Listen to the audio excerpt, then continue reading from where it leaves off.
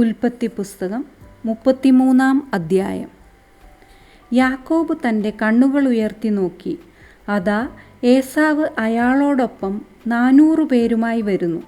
അപ്പോൾ യാക്കോബ് മക്കളെ ലെയായുടെ പക്കലും റാഹേലിൻ്റെ പക്കലും 2 പരിചാരികമാരുടെ പക്കലുമായി വേർതിരിച്ചു.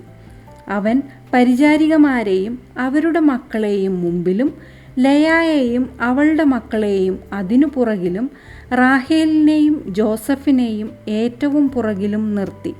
എന്നിട്ട് അവൻ അവരുടെ മുമ്പേ നീങ്ങി. തൻ്റെ സഹോദരൻ്റെ അടുത്തെത്തുവോളം അവൻ 7 തവണ നിലം മുട്ടെ കുമ്പിട്ടു.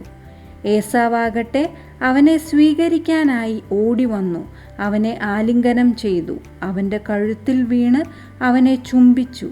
അവൻ കരഞ്ഞു. അയാൾ തൻ്റെ കണ്ണുകൾ ഉയർത്തിയപ്പോൾ സ്ത്രീകളെയും കുട്ടികളെയും കണ്ടു. അപ്പോൾ അയാൾ ചോദിച്ചു, ഇവർ നിന്റെ ആരാണ്? അവൻ പറഞ്ഞു, ദൈവം അങ്ങയുടെ ദാസന് ചെയ്ത ഔദാര്യമാണ് ഈ കുട്ടികൾ.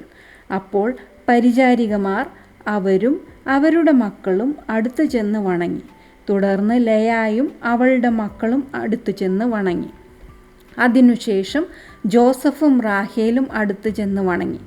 അവൻ ചോദിച്ചു, ഞാൻ കണ്ടുമുട്ടിയ ആ സംഘമെല്ലാം നിന്റെ ആരാണ്? യാക്കോബ് പറഞ്ഞു, എൻ്റെ യജമാനൻ്റെ ദൃഷ്ടികളിൽ പ്രീതി സമ്പാദിക്കാൻ വേണ്ടിയുള്ളതാണ്. ഏസാവ് പറഞ്ഞു, എൻ്റെ സഹോദര, എനിക്കത് വേണ്ടത്രയുണ്ട്, നിൻ്റേത് നിനക്കു തന്നെ ഇരിക്കട്ടെ. യാക്കോബ് പറഞ്ഞു, അരുതേ, അങ്ങയുടെ ദൃഷ്ടികളിൽ ഞാൻ പ്രീതി കണ്ടെത്തിയിട്ടുണ്ടെങ്കിൽ എൻ്റെ കയ്യിൽ നിന്ന് എൻ്റെ കാഴ്ചവസ്തു സ്വീകരിക്കണം. കാരണം തീർച്ചയായും ദൈവത്തിൻ്റെ മുഖം കണ്ടാലെന്ന പോലെയാണ് ഞാൻ അങ്ങയുടെ മുഖം കണ്ടത്. അങ്ങെന്നിൽ സംപ്രീതനാകുകയും ചെയ്തിരിക്കുന്നു. ദൈവം എന്നോട് ഔദാര്യം കാണിച്ചിരിക്കുന്നതിനാലും എനിക്ക് എല്ലാം ഉള്ളതിനാലും അങ്ങേക്കായി എത്തിച്ചിരിക്കുന്ന എൻ്റെ കാഴ്ച സ്വീകരിച്ചാലും. അവൻ അയാളെ നിർബന്ധിച്ചപ്പോൾ അയാൾ അത് സ്വീകരിച്ചു. അയാൾ പറഞ്ഞു, നമുക്ക് യാത്രയാകാം, നമുക്ക് പുറപ്പെടാം, ഞാൻ നിൻ്റെ മുമ്പേ നടക്കാം. അവൻ അയാളോട് പറഞ്ഞു, എൻ്റെ യജമാനനെ, കുട്ടികളൊക്കെ ക്ഷീണിച്ചിരിക്കുകയാണെന്ന് അങ്ങേക്കറിയാമല്ലോ. കറവയുള്ള ആടുമാടുകളും എൻ്റെ ചുമതലയിലുണ്ട്. ഒരു ദിവസത്തേക്കാണെങ്കിലും കൂടുതലായി ഓടിച്ചാൽ ആട്ടിൻപറ്റ മുഴുവൻ ചത്തുപോകും.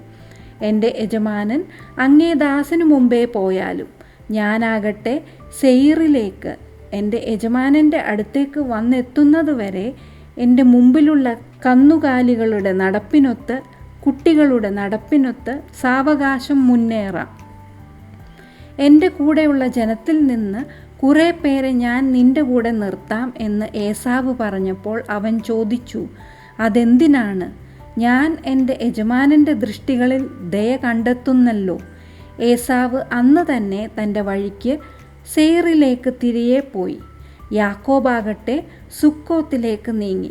പിന്നെ തനിക്ക് ഒരു വീട് പണിതു, തൻ്റെ കാലിക്കൂട്ടത്തിന് കൂടുകളും കെട്ടി. അതുകൊണ്ടാണ് ആ സ്ഥലത്തെ സുക്കോത്ത് എന്ന് പേര് വിളിക്കുന്നത്. യാക്കോബ് പാദാനാരാമിൽ നിന്ന് പുറപ്പെട്ട് കാനാൻ ദേശത്തുള്ള ഷെക്കം പട്ടണത്തിൽ സുരക്ഷിതനായി എത്തിച്ചേർന്നു. അവിടെ നഗരത്തിനു മുമ്പിലായി പാളയമടിച്ചു.